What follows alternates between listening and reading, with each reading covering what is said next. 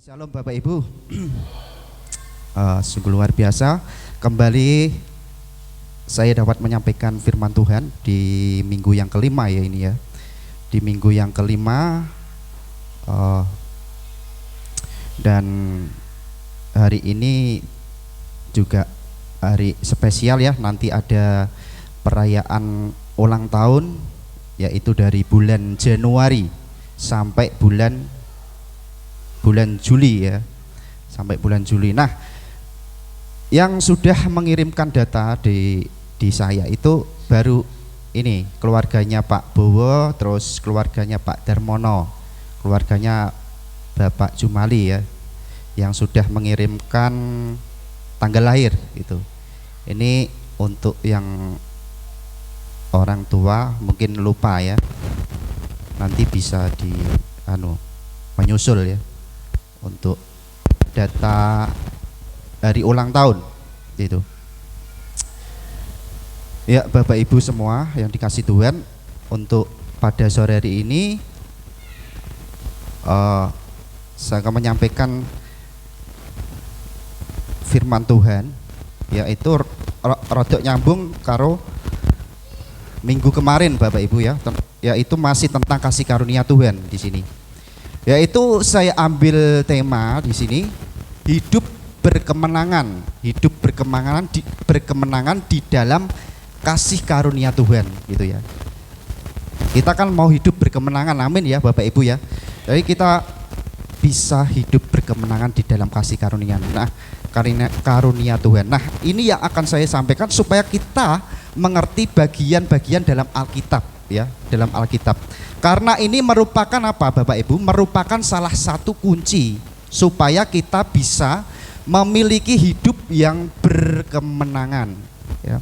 Kita mengerti bahwa merenungkan firman Tuhan itu begitu penting Bapak Ibu ya. Ini kunci keberhasilan Bapak Ibu ya, melalui merenungkan firman Tuhan, berjalan di dalam kemenangan. Nah, itulah. Karena apa? Allah berkata kepada Yosua di sini, janganlah engkau lupa memperkatakan kitab Taurat ini, tetapi renungkanlah kitab Taurat ini siang dan malam Bapak Ibu ya, merenungkan kitab Taurat siang dan malam. Yang dimaksud apa kitab Taurat? Bukan 10 hukum Taurat, tetapi ada 5 kitab yang ada di yang kita miliki ya. Alkitab yang kita miliki ini ada 5 kitab Taurat. Apa aja? Kejadian ya, Kejadian, Keluaran, Imamat, Bilangan, Ulangan. Nah, itu yang dimaksud kitab Taurat Tuhan. Nah, janganlah kita lupa memperkatakan kitab Taurat, tetapi renungkanlah siang dan malam Bapak Ibu. Dengan demikian perjalanan kita akan berhasil dan engkau akan beruntung Bapak Ibu. Demikian juga yang dikatakan di Mazmur Bapak Ibu, mengatakan berbahagialah orang yang kesukaannya merenungkan firman Tuhan. Dia seperti pohon yang ditanam di tepi aliran air, yang merambatkan akarnya di tepi batang air, tidak khawatir musim kering dan tidak mengalami panas terik. Daunnya selalu hijau ya, selalu berbuah pada musimnya, dan apa saja yang diperbuat berhasil. Amin ya Bapak Ibu. Nah, inilah orang-orang yang suka merenungkan firman Tuhan ya. Di sini tidak mengenal kering, pokoknya godongnya hijau terus, koyok ning pinggir sungai itu ya, subur terus ya, tidak mengenal keadaannya koyok piye, tetap hijau kalau mau merenungkan firman Tuhan siang dan malam, selalu merenungkan firman Tuhan. Jadi apa Bapak Ibu, betapa pentingnya ya yang akan saya bagikan ini, yaitu bagian Alkitab. Tapi begitu banyak orang Kristen waktu baca Alkitab ini tidak mengerti atau masih bingung ya, karena masih dicampur-campur saat membaca Alkitab Bapak Ibu ya. Waktu orang Kristen baca Alkitab Perjanjian Lama, waktu mereka menemukan bagian di mana Allah mengutuk bangsa Israel, kan ada itu, Tuhan mengutuk bangsa Israel. Terus bermaca kuwi terus wedi biasanya kan gitu. Karena masih belum mengerti. Ya.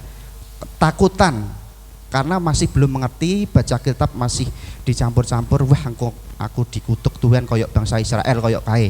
Nek berbuat ngene aku dikutuk kok. Nah, mengalami ketakutan Bapak Ibu. Mereka tidak membuat perbedaan. Nah, orang-orang ini tidak membuat perbedaan. Karena tidak membuat perbedaan antara apa Bapak Ibu?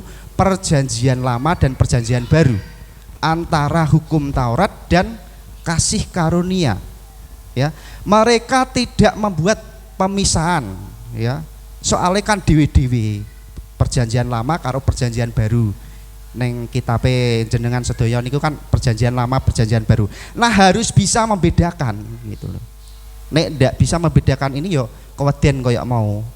Wah, engko nek Tuhan Yesus padha mengutuk aku, soalnya aku gak layak misalnya. Ketakutan Bapak Ibu. Maka dari itu perlu yang dinamakan itu bisa memisahkan, membedakan. Kita harus bisa membuat perbedaan antara perjanjian lama dan perjanjian baru Bapak Ibu. Tetapi banyak orang yang berpendapat kalau kita membuat perbedaan antara perjanjian lama dan perjanjian baru, kemungkinan apa? Kemungkinan memprioritaskan yang tidak memprioritaskan yang lama Bapak Ibu. Soalnya sudah mengenal perjanjian baru terus seakan-akan kok enggak memprioritaskan yang lama. Enggak Bapak Ibu, seluruh Alkitab adalah nafasnya Allah. Amin ya. Seluruh Alkitab itu adalah nafasnya Allah Bapak Ibu. Semua penting dan semuanya berbicara tentang siapa Bapak Ibu? Tidak lain dan tidak bukan berbicara tentang Yesus Kristus. Amin. Perjanjian lama juga berbicara tentang Yesus Kristus. Tuhan Yesus sudah berbicara sendiri. Nanti akan saya bacakan ayatnya. Saat Tuhan Yesus berbincang-bincang jagong karo murite, semua berbicara tentang Tuhan Yesus. Ya, perjanjian lama itu masih gambarannya Tuhan Yesus yang akan datang. Dan perjanjian baru itu yang sudah dibukakan, dinyatakan, oh inilah Tuhan Yesus. Maka dari itu ada perjanjian baru. Perjanjian lama adalah perjanjian baru yang masih ditutupi Bapak Ibu. Terus perjanjian baru adalah apa? Perjanjian lama yang sudah dibukakan, disingkapkan. Semuanya berbicara tentang Yesus Kristus Tuhan. Ya. Perjanjian lama Yesus itu ditutupi dalam bentuk apa Bapak Ibu? Tokoh-tokoh, gambaran, bentuk gambaran dalam bentuk cerita-cerita. Ya. Di situ kalau Bapak Ibu semua membaca perjanjian lama kan belum ada Tuhan Yesus itu. Nah, karena itu Tuhan Yesus masih ditutupi dalam bentuk apa? Tokoh-tokoh, gambaran-gambaran, cerita-cerita. Ya, di situ.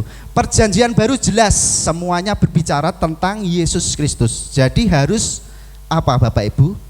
Harus baca semua, baca yang perjanjian lama dan baca yang perjanjian baru. Jadi bisa tahu, bisa mengerti, oh ini ya, oh ternyata ini Tuhan Yesus di dalam perjanjian baru.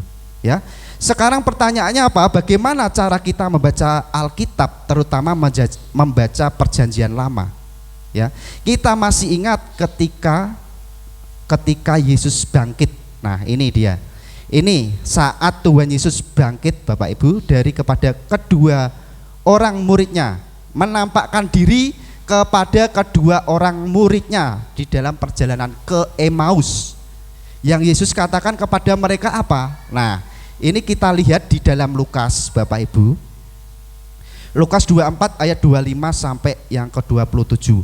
Lalu ia berkata kepada mereka, hei kamu orang bodoh, betapa lambannya hatimu sehingga kamu tidak percaya segala sesuatu yang telah dikatakan para nabi. Bukankah Mesias harus menderita semuanya itu untuk masuk ke dalam kemuliaannya? Nah, kita perhatikan baik-baik di ayat 27 Bapak Ibu. Lalu ia menjelaskan kepada mereka apa yang tertulis tentang dia. Nah, menjelaskan kepada mereka, Tuhan Yesus menjelaskan kepada muridnya apa yang tertulis tentang dia. Maksudnya tentang dia ya tentang Tuhan Yesus. dalam seluruh kitab suci ya, mulai dari kitab-kitab Musa dan segala kitab nabi-nabi. Semua berbicara tentang siapa? Tuhan Yesus. Ini Tuhan Yesus yang berbicara sendiri. Ya, di sini kepada murid-muridnya. Ini di Lukas, ini di Perjanjian Baru. Jadi memang benar Perjanjian Lama semua itu berbicara yang namanya Tuhan Yesus. Itu ya. Neng KCE apa? Perjanjian Lama Tuhan Yesus masih ditutupi. Masih gambaran-gambaran. Nah, kita harus mengerti semua kitab suci yang kita miliki, yang mereka miliki pada saat itu kan masih itu ya, masih kitab Musa, masih kitab-kitab Musa itu. Kitab-kitab Musa yang tadi itu Kejadian, Keluaran, Bilangan, Imamat, ya itu. Masih kitab itu dan segala kitab nabi-nabi. Nah, kitab nabi-nabi sekarang menjadi bagian di dalam Perjanjian Lama, ditulis dalam Alkitab Perjanjian Lama. Ya. Jadi dengan kata lain apa? Bagaimana caranya Yesus menjelaskan Perjanjian Lama kepada mereka, maksudnya muridnya tadi, yaitu Yesus menjelaskan Perjanjian Lama kepada mereka tentang semua yang tertulis tentang Yesus, ya. Lalu kita baca Perjanjian Lama, kita harus bisa melihat Yesus. Ya, perlu diingat Bapak Ibu. Kalau kita membaca Perjanjian Lama, kita juga harus bisa melihat Yesus di dalamnya, Bapak Ibu. Ini penting, harus mengerti. Karena apa tadi? Merenungkan firman Tuhan. Renungkanlah firman Tuhan siang dan malam. Nah, ini penting. Jadi kalau kita merenungkan firman Tuhan harus mengerti ini, Bapak Ibu. Itu sebabnya apa? Di Timotius sekarang. Timotius berkata begini, 2 Timotius Bapak Ibu. 2 Timotius 2 ayat 14 dan ke-15. Ingatlah dan pesankanlah semuanya itu dengan sungguh-sungguh kepada mereka di hadapan Allah, agar jangan mereka bersilat lidah, ya, bersilat lidah, agar jangan mereka bersilat lidah, karena hal itu sama sekali tidak berguna, malah mengacaukan orang-orang yang mendengarkannya. Jadi orang-orang yang mendengarkan kacau Bapak Ibu, nek angger-angger kalau menyampaikan. Nah, di ayat yang ke-15, usahakanlah supaya engkau layak di hadapan Allah, Bapak Ibu. Layak di hadapan Allah sebagai seorang pekerja yang tidak usah malu, yang berterus terang memberitakan perkataan kebenaran itu. Di sini ada kata-kata apa? Usahakanlah. Di dalam bahasa Yunaninya itu spodaso. Itu artinya belajar Bapak Ibu. Jadi kita semua kalau mau menjadi pengkhotbah kayak penginjil gitu kan, harus belajar, ya, belajar, harus belajar. Saya pun menyampaikan ini juga belajar Bapak Ibu, belajar, lihat referensi, ya, bukan dari saya, belajar dari pendeta-pendeta di situ, ya. Firman Tuhan harus belajar, ya, harus belajar dengan firman Tuhan. Nah, di sini dikatakan di selanjutnya, yang berterus terang memberitakan perkataan kebenaran itu. Berterus terang di sini apa? Di dalam bahasa Yunaninya ortotomeo, yang artinya bisa memisahkan dengan benar, Bapak Ibu. Memisahkan dengan benar, ya, memisahkan dengan benar antara apa? Hukum Taurat dan kasih karunia. Nah, kita semua harus bisa memisahkan yang benar dengan benar. Nah, pernah mendengar Martin Luther, ya, di sini Martin Luther ini berkata, orang yang tidak bisa membedakan hukum Taurat dengan kasih karunia, Martin Luther berkata mereka adalah teolog sejati, Bapak Ibu, teolog sejati. Martin Luther berkata begini, hukum Taurat adalah untuk orang yang sombong, Bapak Ibu. Hukum Taurat untuk orang yang sombong, tetapi kasih karunia untuk orang yang hancur hatinya hancur. Ya. Martin Luther ini membedakan dan mengadakan reformasi yang luar biasa, memisahkan dengan benar di sini Martin Luther. Jadi perbedaannya apa? Perbedaannya adalah perjanjian 5 itu tentang hukum Taurat, perjanjian baru itu tentang kasih karunia Tuhan. Jadi kita harus mengerti posisi kita saat ini di mana, ya. Apakah kita sudah tidak hidup lagi di bawah hukum Taurat atau dikasih karunia, Bapak Ibu? Ya. Kita sudah tidak lagi hidup di bawah hukum Taurat, Bapak Ibu. Tapi kita adalah orang yang hidup di bawah kasih karunia Tuhan. Bukan berarti kita tidak perlu baca perjanjian lama. Nah, kita harus baca. Nah, bagaimana caranya? Tadi harus melihat Yesus di dalam perjanjian lama. Tapi kita tidak hidup di bawah sistem dari perjanjian lama itu, ya, yaitu hukum Taurat. Tetapi harus tetap baca perjanjian lama, tetapi tidak hidup di bawah sistemnya, karena kita sudah hidup di bawah kasih karunia Tuhan. Amin. Nah, itu. Nah, tahukah Bapak Ibu semua, hukum Taurat bukan untuk orang benar, Bapak Ibu. Ini ada ayatnya. Hukum Taurat ini bukan untuk orang benar. Paulus berkata lagi begini kepada Timotius. Kita lihat di 1 Timotius 1 Timotius 1 ayat yang ke-8 di sini sampai 11. Kita tahu bahwa hukum Taurat itu baik kalau tepat digunakan. Hukum Taurat itu baik kalau tepat digunakan. Di ayatnya 9, yakni dengan keinsafan bahwa hukum Taurat ini bukanlah bagi orang yang benar, Bapak Ibu. Orang yang benar di sini siapa, Bapak Ibu? Orang yang benar di sini adalah orang yang dibenarkan karena iman, Bapak Ibu. Amin. Nah, kita kan orang yang dibenarkan karena iman. Benar ya, Bapak Ibu ya? Benar ya? Kita ini sudah dibenarkan karena iman. Iman kita percaya kepada Yesus Kristus. Maka kita dibenarkan karena iman kita. Itulah kasih karunia Tuhan di situ.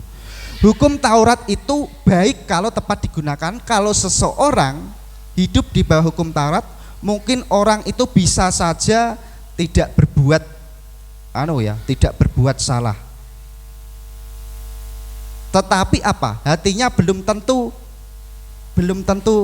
itu mau berbuat baik, karena di dalam hukum Taurat ada aturan-aturan, Bapak Ibu, ada aturan-aturan. Mungkin kita bisa melakukan, misalnya tidak nyolong, jangan mencuri, jangan membunuh, misalnya gitu. Jangan mencuri, jangan membunuh. Bisa melakukan kita, tetapi hatinya itu pengennya mencuri gitu. Nah, itu kan tidak murni dari hati di situ. Kalau kita masih hidup di dalam hukum Taurat, Paulus pun juga pernah ini hidup di dalam hukum Taurat, Bapak Ibu. Nanti saya akan bacakan itu, ya, di sini. Tetapi apa? Kasih karunia itu mengubah hati kita. Kasih karunia mengubah dari dalam keluar. Nek hukum Taurat kan saka njaba. Jangan membunuh, jangan berzina, jangan mencuri. Wis gak nglakoni iki. Tetapi aslinya kan pengen nglakoni, Bapak Ibu. Nek kita hidup di bawah hukum Taurat. Tetapi Kalau kita hidup di bawah kasih karunia, ini beda. Ini mengubahkan dari dalam ke luar, dari dalam hati, bukan dari luar, bukan dari luar, tapi dari dalam ke hati, mengubahkan hati kita dari dalam keluar. Jadi hukum Taurat bukan untuk orang yang dibenarkan karena iman, Bapak Ibu. Kenapa? Karena hukum Taurat membuat seseorang menyadari sesungguhnya orang itu adalah orang yang berdosa. Seperti cermin. Bapak Ibu nek melihat hukum Taurat di Perjanjian Lama pasti terus nganu, wah iya aku yo tahu nglakoni kuwi. Wah iya aku yo tahu nyolong, aku yo tahu berzina misalkan. Waduh, piye iki? Ya. Kalau kita melihat hukum Taurat, kita menjadi menyadari bahwa memang aku berdosa, orang berdosa. Jadi hukum Tauratku kayak cermine menungso iki ya kuwi sing dilakoni ning hukum Taurat. Oga ana sing iso oga nglakoni hukum Taurat. Gak ana sing berhasil nglakoni hukum Taurat iku. Manungso iki ya dosa wae ngono. Ya, di sini manusia itu berdosa. Ya. Maka dari itu adanya hukum Taurat itu, kita itu butuh penyelamat yang nama Tuhan Yesus, Bapak Ibu.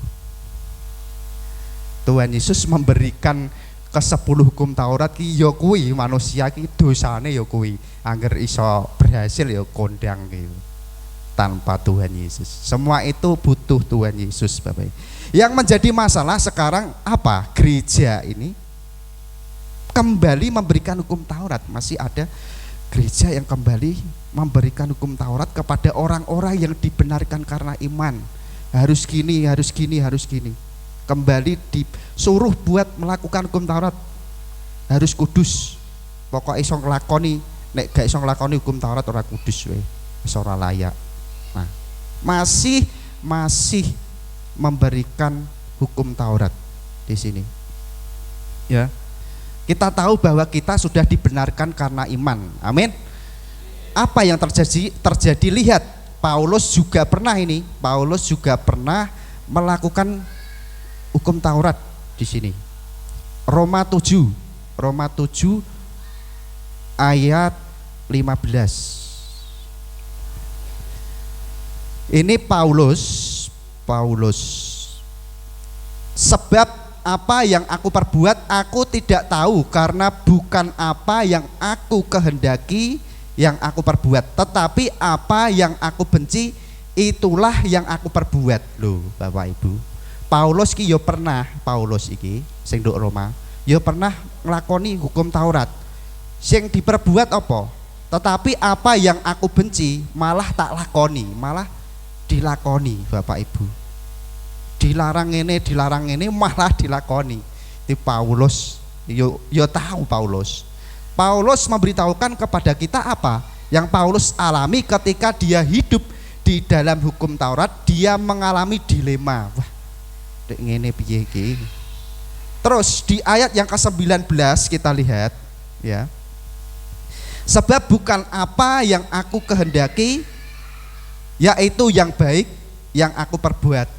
Ya, sebab bukan apa yang aku kehendaki yaitu yang baik yang aku perbuat, melainkan apa yang tidak aku kehendaki yaitu yang jahat sing malah diperbuat Paulus pada saat dia masih melakukan hukum Taurat. Malah sing elek-elek, malah sing jahat-jahat sing dilakoni. Wes jelas dilarang ngene-ngene malah dilakoni, Bapak Ibu di sini. Jadi apa? Di sini hukum Taurat berarti apa? Merangsang, ya, merangsang untuk melakukan dosa. Kalau kita melihat hukum Taurat ke-10 hukum, ini merangsang untuk melakukan dosa malah. Nah, ono hukum Taurat. Nah, ini berbahaya Bapak Ibu. Maka dari itu apa? Kita butuh yang namanya juru selamat. Amin. Kita butuh yang namanya juru selamat. Itulah yang bisa menggenapi semuanya. Ya. Tadi sudah dijelaskan Martin Luther, sudah jelas. Nah, hukum Taurat baik kalau tepat digunakan. Nah, Hukum Taurat itu baik kalau tepat digunakan. Kalau kita ketemu orang-orang yang sombong misalkan ya, misalkan gini, hidup saya ini, hidupku, uripku ki wis apik yo, wis apik, wis ora koyok teroris-teroris kae sing tukang mateni wong. Ya. Wong aku ki yo cuman ngerokok. Ya, kan ora dosa. Lah nyatane ning kene yo ora ana, Dik. Dijewehi rokok gak ono ning Alkitab misalkan. Gak ada di dalam hukum Taurat. Nah, ini gak ada di hukum Taurat. Terus pakai hukum Taurat nih, ya. Nah, pernah gak berzina di sini? Kalau pakai hukum Taurat, pernah gak berzina? Oh, ketoknya aku juga pernah berzina. Nah, ini contohnya. Aku ya ora tau berzinah, Dek. Nah, berzinah kuwi nek di dalam hukum Taurat itu trimo ngeti wae menginginkan perempuan iku wis berzinah padha wae. Padha wae karo sing pernah tidur dengan wanita-wanita lain itu. Nah, ini menginginkan saja itu sudah berzinah, Bapak Ibu. Nah, wis kena neh, wis kena dosa neh. Ya. Tapi Tuhan berkata apa? Kita lihat, kalau berzina menginginkan wanita itu sudah berzina.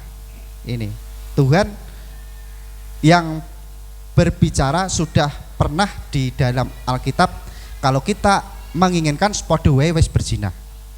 Nah, itu sudah berdosa, sudah melanggar hukum Taurat. Nah, itu. Nah, apakah kita pernah mengalami hal seperti itu? Nah, hukum Taurat membawa seseorang itu kepada apa? Akhir dari kekuatannya sendiri. Wes ora sanggup sing asli, wes ora sanggup manusia untuk melakukan hukum Taurat. Sehingga apa? Dia menyadari dia berdosa dan butuh penyelamat, Bapak Ibu. Tuhan memberikan hukum Taurat itu agar manusia itu apa? Menyadari bahwa dia adalah orang berdosa. Dosamu ya koyok ngono kuwi, maka dari itu butuh penyelamat. Ya. Gitu. Misalnya, walah aku ya ora tau mateni wong, Dek. Lah wong membenci tok wis di mateni kok, wis dikira mateni kok. Wis ora iso. Angel. Gething wong toh ngenengno wong koyok gething niku wis mateni.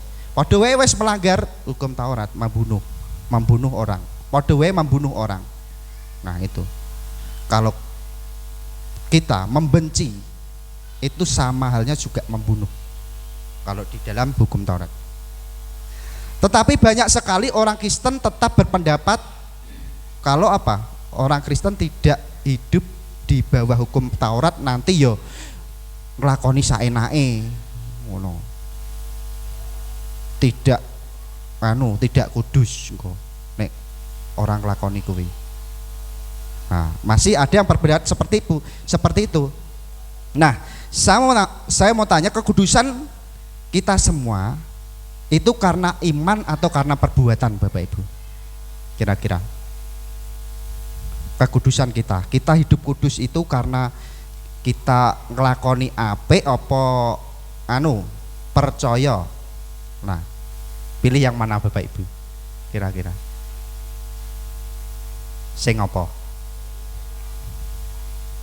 Karena perbuatan nglakoni apik gak cukup, gak iso. Nglakoni apik ya nuruti 10 hukum Taurat. Kita hidup kudus karena iman, ya. Bukan karena dua-duanya ya. Dua-duanya Pak. Iman dan perbuatan. Nggak, kita hidup kudus karena iman, kita percaya dengan Tuhan Yesus. Nah, itulah. Demikian kekudusan kita semua itu karena iman. Itu sebabnya kalau kita baca di Roma 7 secara keseluruhan, Paulus menggunakan kiasan seperti suami istri. Dhisik kan suaminya ibaratnya gambaran suami istri kan dhisikkan hukum Taurat. Saiki sudah hukum Taurat sudah mati, sudah digantikan Tuhan Yesus yang menyelamatkan. Sudah miliknya Tuhan Yesus, hidup di bawah kasih karunia Tuhan Yesus. Di Roma 7 ayat 4, sudah menjadi milik Yesus, mati bagi hukum Taurat. Dan Roma 7 ayat yang kelima di sini, hidup di dalam daging maksudnya hidup dalam hukum Taurat di sini. Sebab waktu kita masih hidup di dalam daging, nah di situ maksudnya apa? Masih hidup di bawah hukum Taurat. Hawa nafsu dosa yang dirangsang oleh hukum Taurat bekerja dalam anggota-anggota tubuh kita agar kita berbuah bagi maut, Bapak Ibu. Nah itu, kalau hidup dalam kedagian malah berbuat bagi maut kalau masih hidup di dalam hukum Taurat di sini. Nah, sebuah contoh nih. Pada saat mungkin kita lagi dewean ya, ada aturan ini. Dilarang apa di sini? Ada larangan gini. Jangan pernah dibuka berbahaya. Nah, nduk kono ana tulisan ngono misalnya pas dewean ana tulisan ngono. Jangan pernah dibuka berbahaya. Kira-kira Bapak Ibu penasaran ora nek ana kata-kata ngono? Mesti penasaran, kudu nyedak mesti. Nggih napa mboten Bapak Ibu? Nek ana ngono kuwi. Jangan pernah dibuka berbahaya. Mesti nganu, penasaran, kudu nyedak apa nek nganu ki. Berbahaya ki apa? Kira-kira dicedaki sidane dibuka Bapak Ibu. Angger ana larangan ku mesti pengene iki pengen penasaran. Wis kaya nganu we. Misale neng kota kudune nggawa SIM STNK. Nah, kadang kan kita juga melanggar gitu ya. Melanggar. Pokoknya nek ana aturan ki rasane penasaran kudu melanggar ngono Bapak Ibu. Nah, inilah kalau kita masih hidup di dalam hukum Taurat. Nah, tujuan hukum Taurat apa? Diberikan agar apa? Merasa diri tidak mampu, akhirnya berteriak kepada Tuhan Yesus, yaitu juru selamat kita. Nah, di sini. Nah, kita lihat di dalam Kisah Para Rasul 15 ayat 7 sampai 19. Kisah Para Rasul 15 ayat 7. Kita baca di ayat 8 dan 9. Dan Allah yang mengenal hati manusia telah menyatakan kehendaknya untuk menerima mereka, sebab Ia mengaruniakan Roh Kudus juga kepada mereka sama seperti kepada kita. Di ayat 9, dan Ia sama sekali tidak mengadakan perbedaan antara kita dengan mereka, sesudah Ia menyucikan hati mereka oleh iman. Bagaimana kita mencucikan hati kita Bapak Ibu? Dengan iman percaya kepada Yesus.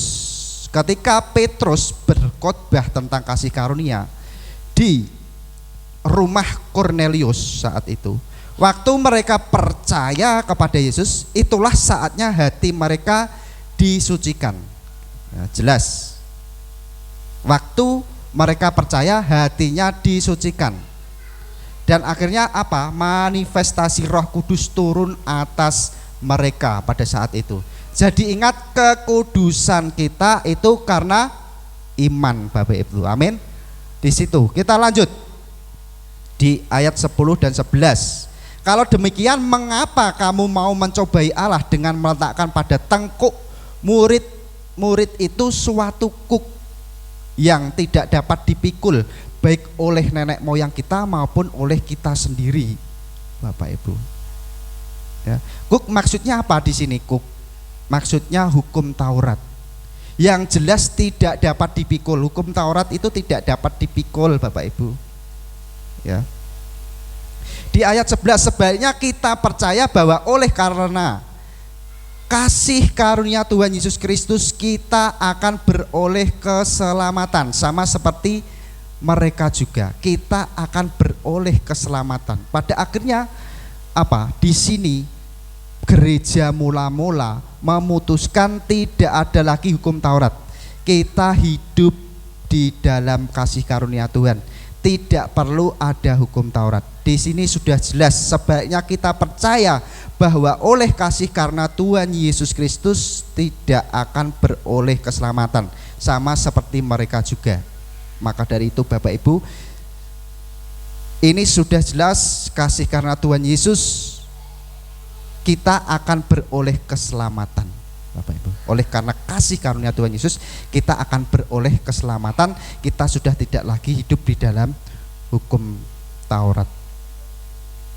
Nah, di sini tadi banyak gereja masih mengembalikan hukum Taurat, Bapak Ibu, masih mengembalikan hukum Taurat, masih harus gini, meletakkan kuk yang tidak mungkin bisa dipikul, tidak dapat dipikul. Sudah jelas itu sama halnya dengan mencobai Allah, Bapak Ibu. Di sini kalau demikian, mengapa kamu mencobai Allah dengan meletakkan dengan tengkuk murid-murid itu, suatu tengkuk yang tidak dapat dipikul oleh nenek moyang maupun kita sendiri? Maka dari itu Bapak Ibu, janganlah kita hidup di bawah hukum Taurat. Perlu Bapak Ibu ingat, kita jangan hidup di bawah hukum Taurat. Kita sudah dibenarkan karena iman kepada Yesus Kristus. Kita sudah percaya kepada Yesus Kristus. Hiduplah di bawah kasih karunia Tuhan. Nanti kita piye nek hidup di bawah kasih karunia? Apa jenenge nek wis gak nglakoni perbuatan gak nglakoni hukum Taurat, engko ndak piye iki? Nah, jangan khawatir Bapak Ibu. Ingat perjanjian lama.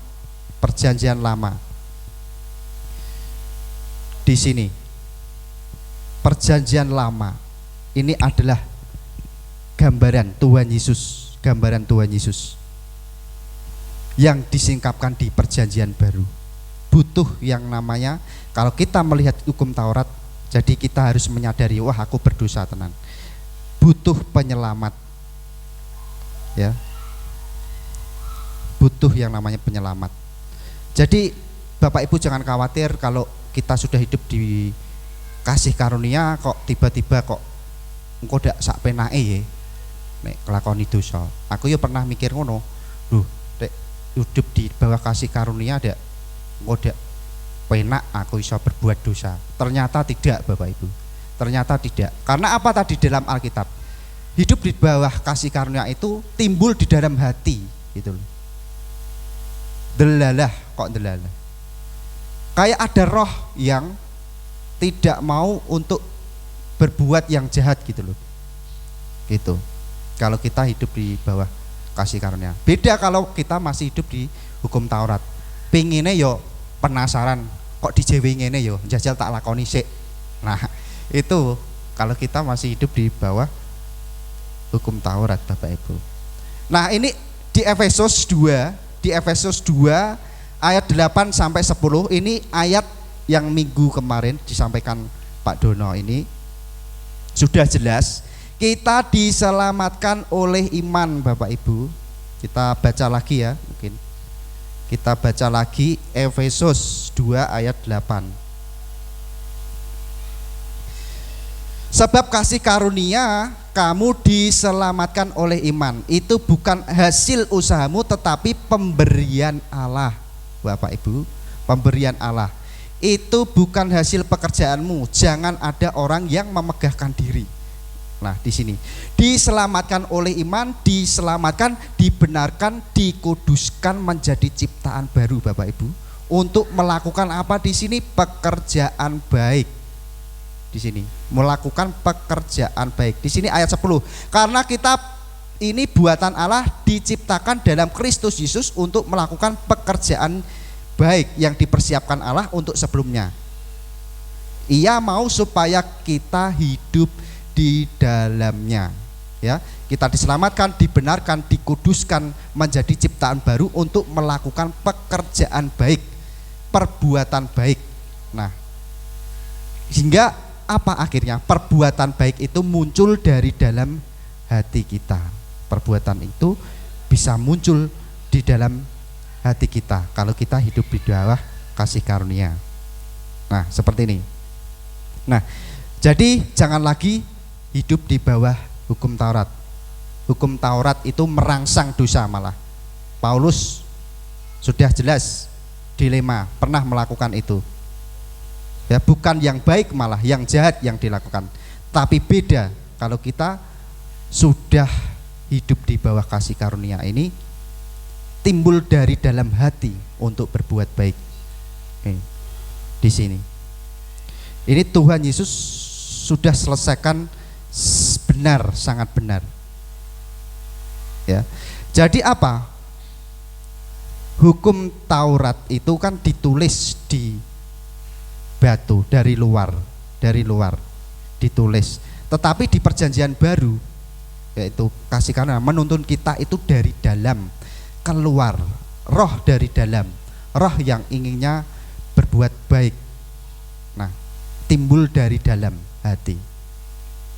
Jadi apa Bapak Ibu? Jadi kita tidak perlu takut kalau kita tidak hidup di bawah hukum Taurat. Tidak perlu takut Bapak Ibu kalau hidup kita itu akan semakin buruk, semakin orang genah, ya.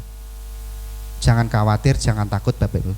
Ketika kita hidup di bawah kasih karunia Tuhan, justru menuntun kita dari dalam, dari hati kita keluar. Ya. Dia mengubahkan, Tuhan mengubahkan dari dalam keluar, hidup kita akan semakin baik dan berbuah bagi Allah Bapak Ibu. Amin. Amin ya Bapak Ibu. Nah, di sini ada perbedaan. Ini cerita yang terakhir Bapak Ibu, mungkin agak lama ya ini. Tadi ibadahnya agak telat sih. Benar. Gak apa-apa, ini yang terakhir Bapak Ibu, ada kita bisa melihat perbedaan hidup di bawah hukum Taurat dan hidup di bawah kasih karunia Tuhan.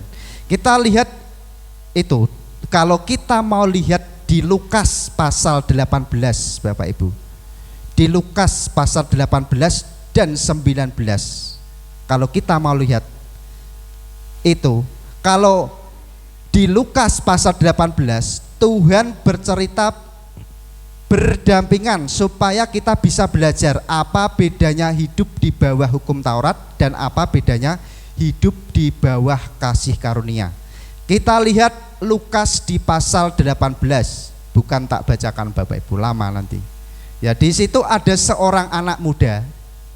Kalau Bapak Ibu nanti mau membuktikan itu ya, di Lukas pasal 18 itu ada seorang anak muda yang kaya. Dia datang pada Tuhan Yesus dan berkata begini, Guru yang baik, apa yang harus aku perbuat? Nah, dia takok ngono, apa sing harus aku perbuat? Jadi apa di sini?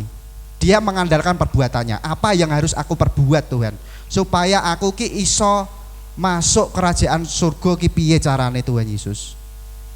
Apa yang harus aku perbuat? Oh, ini mengandalkan perbuatan nih. Terus Tuhan Yesus apa? Jawab gini, wes lakoni 10 hukum Taurat. Duh, lah iki Tuhan Yesus nek yo ngakon 10 hukum Taurat. Bukan Bapak Ibu, ini untuk menjawab anak muda tadi ini Tuhan Yesus. Ya. Lakukan 10 hukum Taurat, ya. Ingat Tuhan di sini hanya menjawab pertanyaan ini anak muda tadi, ya. Tuhan menjawab lakukan semuanya. Nah, anak muda ini berkata apa? Sejak kecil lagi aku wis nglakoni kabeh sing apik-apik, wis nglakoni kabeh. Tapi Tuhan kan yo tahu mesti gak iso manusia dek apa nglakoni kuwi. Tuhan ki wis denger, wis serti karo anak muda mau. Tidak ada satupun orang yang sempurna kecuali Tuhan. Dan Tuhan ini arti nek anak muda ini sugih Bapak Ibu, sugih. Lah diweki tantangan Tuhan Yesus bilang begini, sekarang kowe mulai pulang jual harta milikmu, wis wehno ning wong-wong kere, berikan kepada orang-orang miskin. Dengan kata lain apa Bapak Ibu? Dengan kata lain mau pilih duit apa pilih Tuhan? Nah, di sini jawaban Tuhan Yesus. Ya. Bagikan kepada orang-orang miskin kekayaanmu, jual semua. Nah, jadi ini pilih Tuhan atau pilih duit. Nah, iki. Terus anak muda mau cah nom mau mikir-mikir, waduh, mosok aku tak entekno tak bagekno wong kere. Nah, mendengar itu Bapak Ibu, terus batin anak muda ini. Batin anak muda ini pergi karo ngenes Bapak Ibu. Wah, mosok aku dek kon ngedol, aku kuwi wis sugih malah kon ngedol kon ngewekno wong kere-kere. Waduh. Akhirnya apa? Akhirnya ya pilih mamon, pilih duit. Wis jelas neng kene. Wis jelas iki nglanggar hukum pertama Bapak Ibu.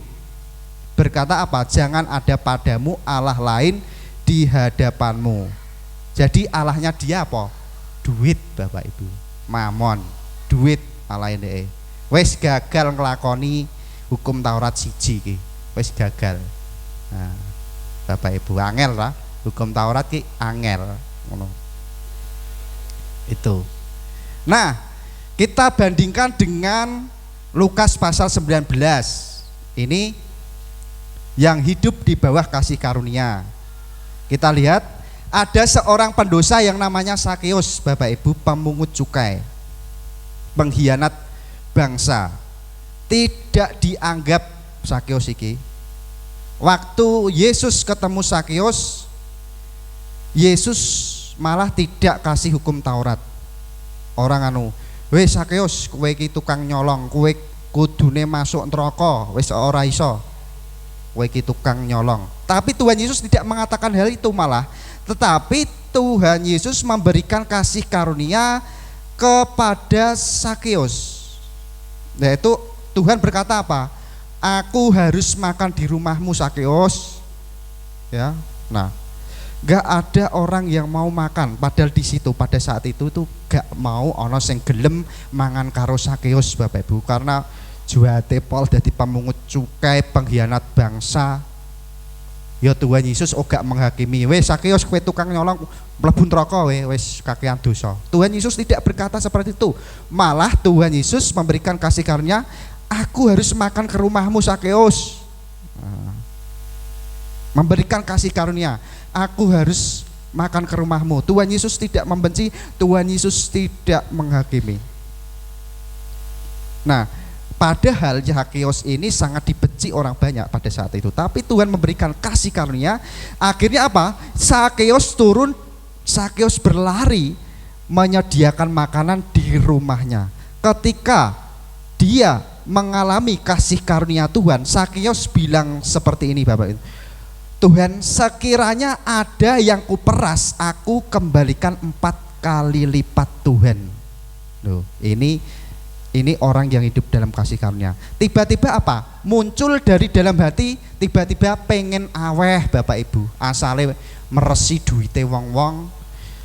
Terus Sakeus ini berkata kepada Tuhan, wes pokoknya sing tak peres Tuhan Yesus, tak balik 4 kali lipat, setengah dari yang aku miliki akan ku berikan kepada orang miskin. Luar biasa Bapak Ibu.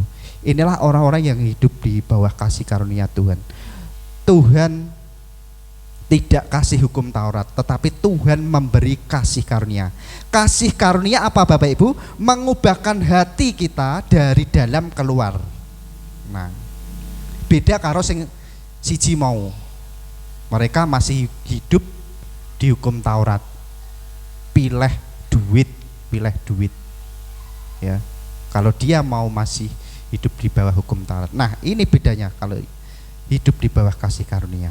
Nah, inilah dua cerita terakhir yang dapat saya sampaikan di sini. Kita harus bisa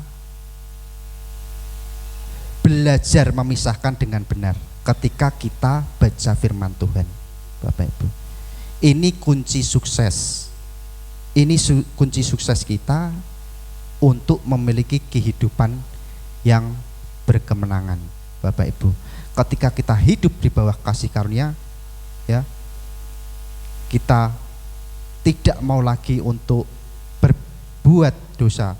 Misalkan jangan mencuri, jangan mencuri. Tetapi kalau kita hidup di bawah kasih karunia, bukan ada kata-kata dari luar, tetapi dari dalam hati maunya ingin memberi, bukan untuk mencuri, Bapak Ibu di sini, ya. Nah, ini yang dapat saya sampaikan di sini. Kita harus bisa memisahkan yang benar. Kalau kita merenungkan firman Tuhan, kalau kita mau membaca firman Tuhan, kunci sukses kita untuk memiliki kehidupan yang berkemenangan, yaitu apa? Kita bisa memisahkan yang benar. Kita sudah tidak hidup lagi di bawah hukum Taurat, tetapi kita hidup di bawah kasih karunia Tuhan, Bapak Ibu. Nah, ini yang dapat saya sampaikan pada sore hari ini. Biarlah ini dapat menguatkan hati kita. Ini cukup lama ya sepertinya. Ya, mohon maaf Bapak Ibu, ini suatu pembelajaran buat kita agar kita dapat selalu mengerti kebenaran firman Tuhan. Amin Bapak Ibu. Nah, kita akan bersatu di dalam doa.